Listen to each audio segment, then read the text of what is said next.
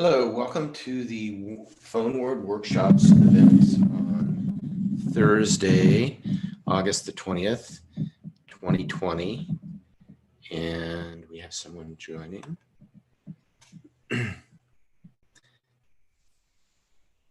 Hello, Mark. Good morning, Jay. How are you?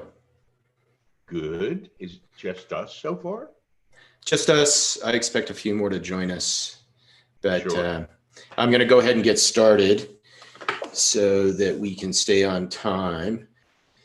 And today we're doing the second PhoneWord workshop, and this is going to be an event that occurs every Thursday at 9 a.m. Arizona time or Pacific time and noon Eastern time. And what we're going to be doing is we're going to be stepping through some new services that are on the cutting edge of decentralized Web 3.0. And we're going to be demonstrating some services that you can participate in now as a PhoneWord, or excuse me, a Desert Blockchain citizen, or if you were a participant in the HackFS.com event that recently concluded, you have the ability to create 2 listings in the PhoneWord Workshops global directory. And you'll have that option as a HackFS participant until September 30th. And I'll talk about that a little bit more in a bit, but let me start with, why should you be interested in this? So I'm going to jump right into a demo, kind of go to the end point as to why this could be attractive to you. Why would you be interested in creating some listings in the PhoneWord Workshops global directory? What is the value here?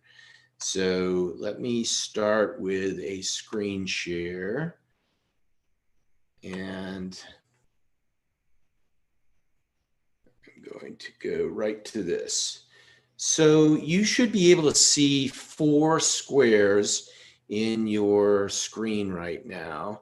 And these 4 squares are what's going on 2 Raspberry Pis that are sitting here in my work environment. So this is one of the Raspberry Pis where my cursor's at. This is another tab in the same Raspberry Pi. And this is a second Raspberry Pi where my cursor's at now. And this is another tab in that Raspberry Pi as well. So here's what we're going to do. We're going to, and let me move my icon a little bit.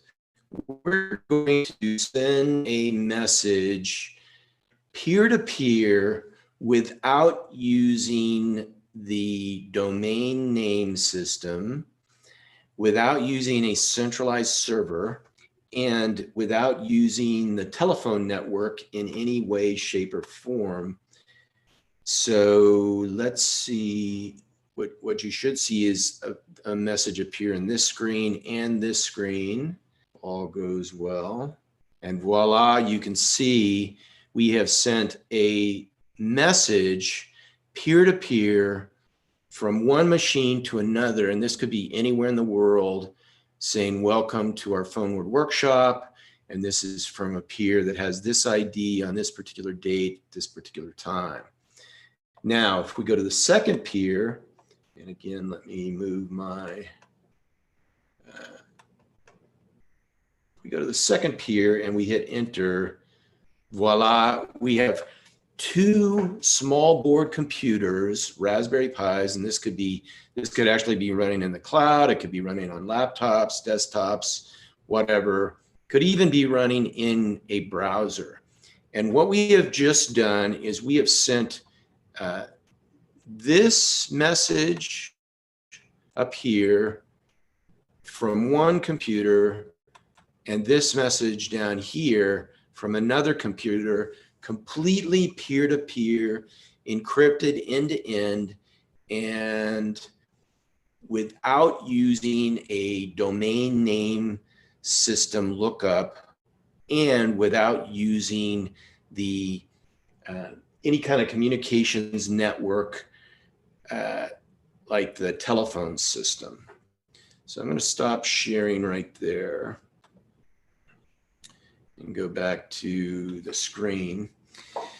And this is using something called the Interplanetary File System with their peer-to-peer protocol called libp2p, which if you haven't been following libp2p, libp2p is used, or a version of it is used in the Libra blockchain that's being created by Facebook and a consortium of people.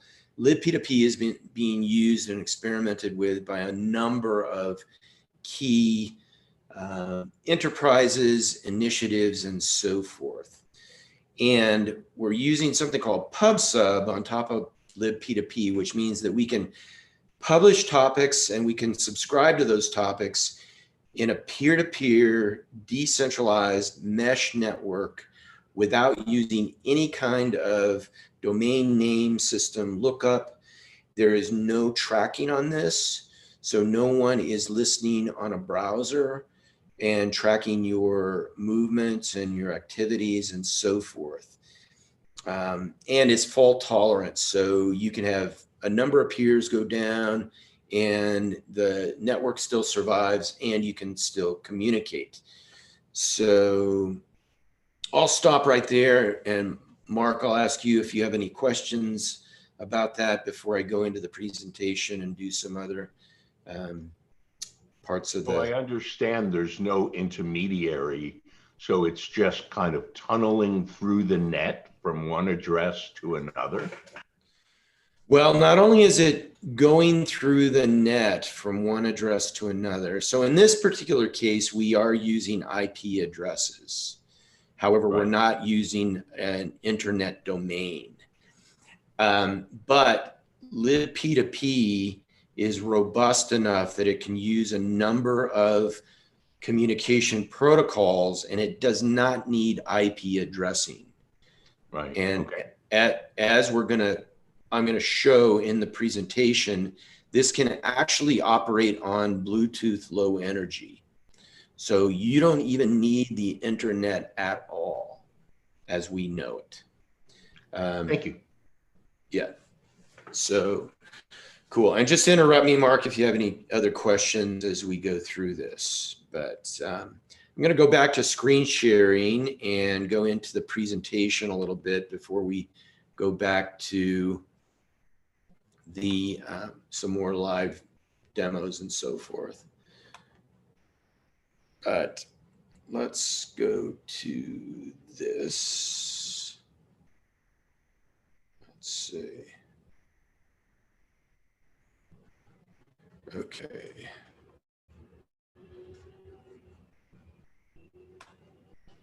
So this is the presentation, and this will be available as a link to the video recording.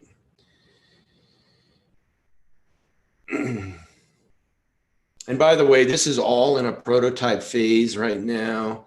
This is a project that has come to life through the HackFS.com event that just concluded.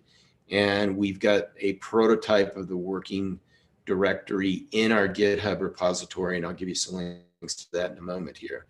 So here is, again, another summary as to why this is valuable. We are talking about a truly peer-to-peer mesh network that does not rely upon any traditional centralized servers, centralized constructs, no client server architecture.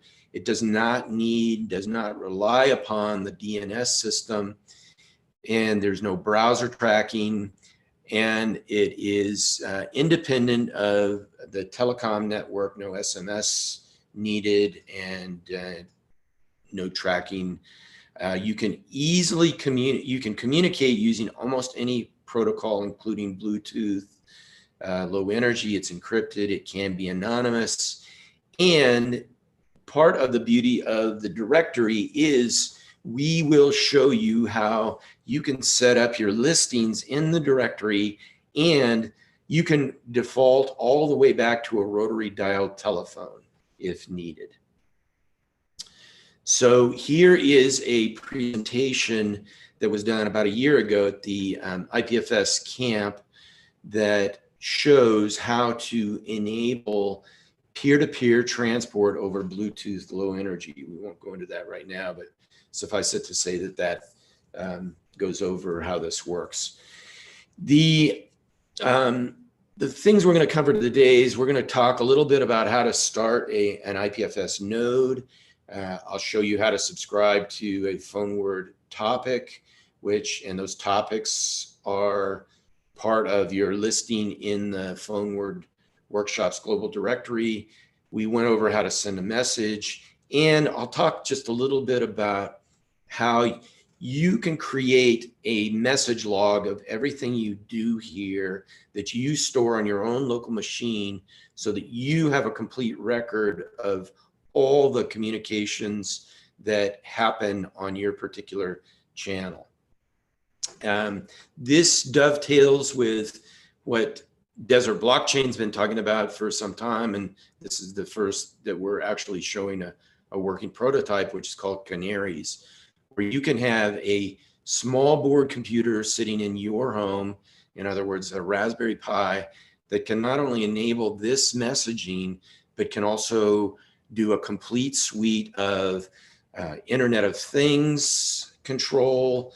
You can run your entertainment system from this small board computer, Raspberry Pi, and you can do a whole host of services that you control, that nobody's listening to, and you have complete say over what happens on that particular device.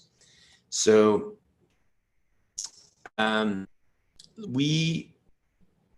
way to get this started is you have to have IPFS running on a Raspberry Pi, and we will be offering pre-configured Raspberry Pis that you can buy, where you can pretty much just take it home, turn it on, and with one or two commands, you can be enjoying this peer-to-peer connectivity.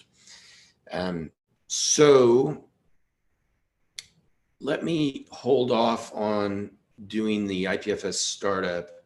Let me show you, let me just step through the different functions with small examples. But this is the command, basically. This is your, whoops. So this address that starts with QMR is the address that you use to talk to other peers on this network. And this is different than your traditional IPv4 addressing, which is location-based addressing, or the new IPv6, which actually isn't so new.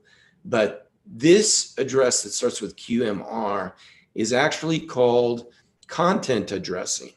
And this is a huge advantage and step forward, in my view, over location-based addressing.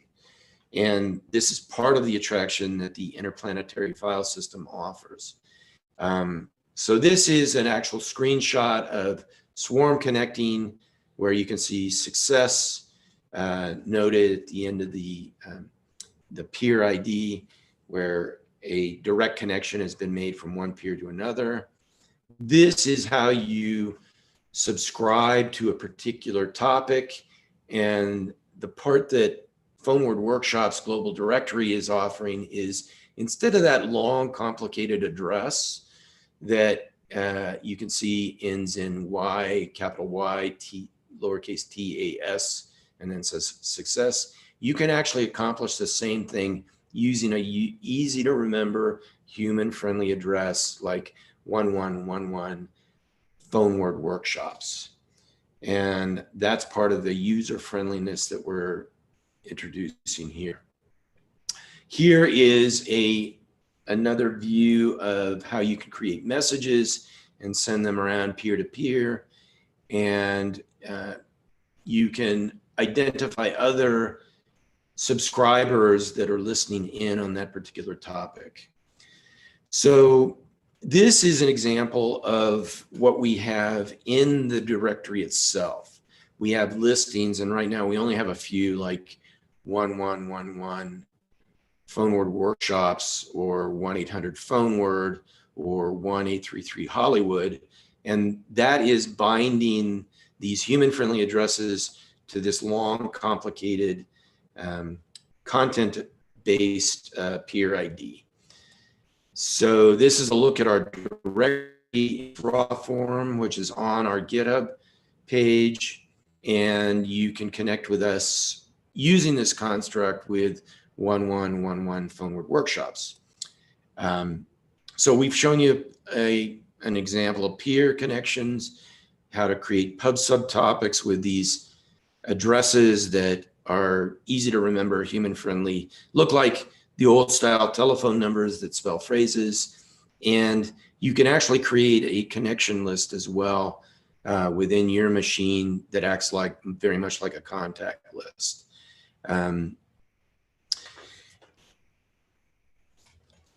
So at this point, a small group of like test users, which is the Desert Blockchain citizens and the HackFS.com participants, can create two claim listings in the directory.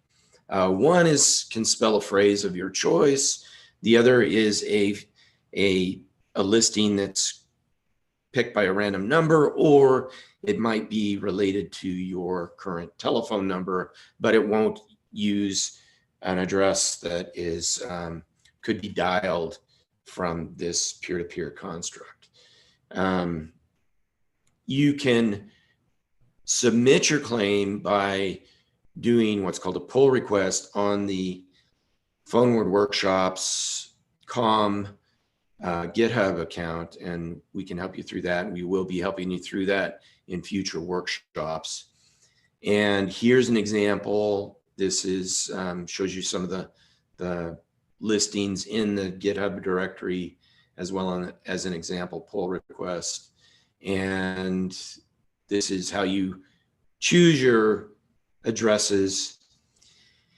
And we are launching a marketplace for these listings.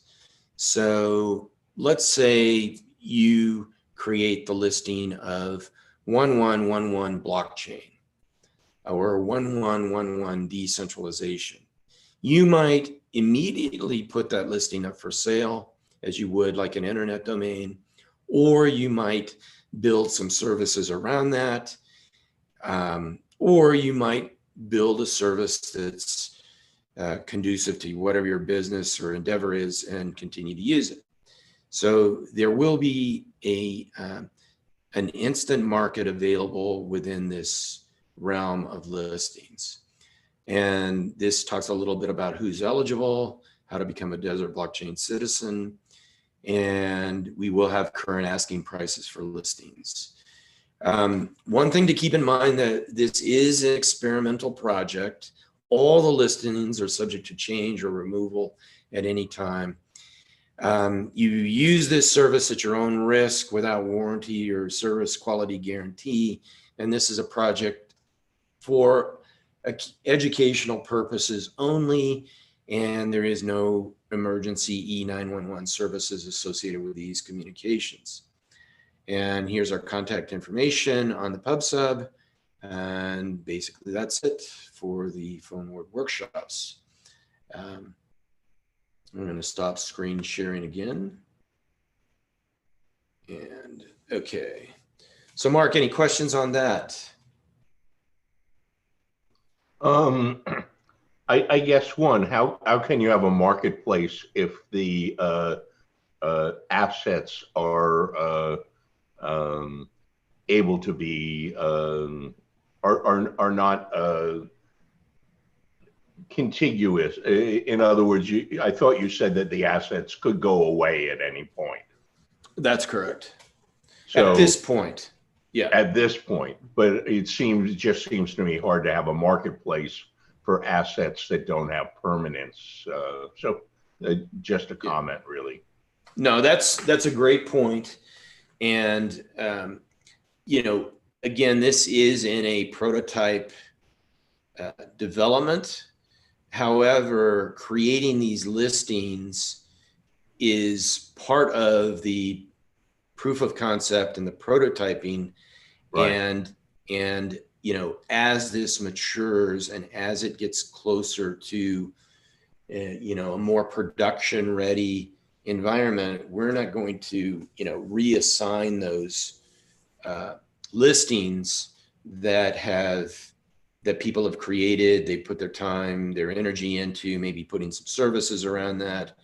Those listings will not be reassigned. So yes, you're starting with something that you have no guarantee it's going to be worth anything, or if there's going to be momentum behind this, and it might all go away if it doesn't work. But you're also establishing a toehold into a particular address early in the going that at least has a probability of going into production and becoming more widespread and increasing in value as more users adopt this, basically. Does that make sense? Fair enough. That's helpful. Thank you. Yeah. The other part that I didn't include in the presentation is that we are creating a level of registrars, which is a service that people can create or companies can create, whereby they can assist people in setting up their decentralized Web 3.0 listings here. Much like you would go to registrars that currently help you with internet domains, traditional internet domains. And we have invited the HackFS.com sponsors to become some of our first registrars. And we will be, adding definition to that program as we move forward as well. So you don't have to be a command line wizard in order to do this. Desert Blockchain, by the way, is serving as the initial registrar for these services. So if people are interested in this, and particularly Desert Blockchain citizens, they can come to Desert Blockchain to get assistance with setting up their listings in the PhoneWord Workshops global directory, and also setting up their Raspberry Pi services with connectivity on a peer-to-peer basis. So that's where we're at. Yes, it is early. Yes, this is experimental. And I can guarantee you, if you get involved at this point, you will definitely get an education into what is emerging with Web 3.0 and peer-to-peer decentralized communications.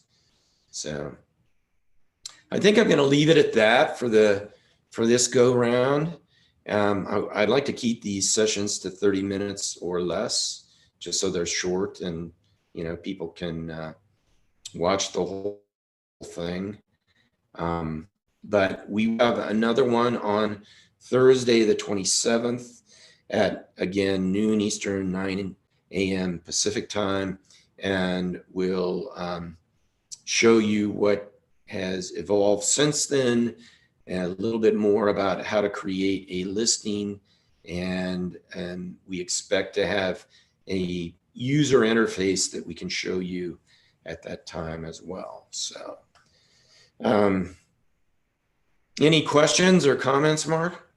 No, great. It was helpful. It gave me, a much better understanding of it. More to come. I don't claim to really fully grok it yet, but a good start. Thank you. Good. Yeah, there's a lot to this, and the best way to learn about it is to actually use it. And I definitely appreciate you being on the session today, Mark, because of your broad breadth and experience in the telecom and the tech and in the innovation sector. So I have a Raspberry Pi. Is this code you would embed on the SIM card or simply run as a transient application, or either? You would, we will create SD cards basically that you Right. can, Right. yeah, you can basically just put into your Raspberry Pi, turn it on, and connect it to a monitor, or have it part of your touch screen, much like an iPad, and it will run with a minimum amount of configuration on your part. Great. Thank you, Jay. Does that make sense? And then you can always remove the SD card that is designed for these communication services and other services, and you can put in whatever SD cards, you know, with other services that you have for your other purposes for the Raspberry Pi. And you know, the other nice thing is you can run multiple Raspberry Pis in your home and start to connect them together and create like a little mesh network even within your premises, which I think is very powerful. And for those that don't know, Raspberry Pis are now available for sale in Best Buy as well as Target. They're about anywhere from $35 to $55 or so, depending on how much RAM you buy. You can get them up to 4 gig, actually 8 gig now, but let's say 4 gig is sort of tried and true tested. And you can add all sorts of peripherals to your Raspberry Pi. But and they finally have USB 3 ports on the more recent models. So, right. Do you have a Raspberry Pi 3 or a Raspberry Pi 4, Mark? 3. Okay. It's my understanding, I haven't tried this yet, but that the SD cards that we've been building for these peer-to-peer services will run in a 3. So that's kind of good news. But anyway, we're kind of at the end of our 30 minutes. And again, Mark, I appreciate you tuning into this, and hopefully that was helpful. And I also want to acknowledge Mark for the contributions that he's made to Desert Blockchain and to the Arizona innovation community. So thank you. Thank you, sir. All right. Have a good day and tune in next week. These are recorded and they will be on the PhoneWord Workshops YouTube channel as well as distributed via Desert Blockchain. So have a good day and thank you for your attention. Bye.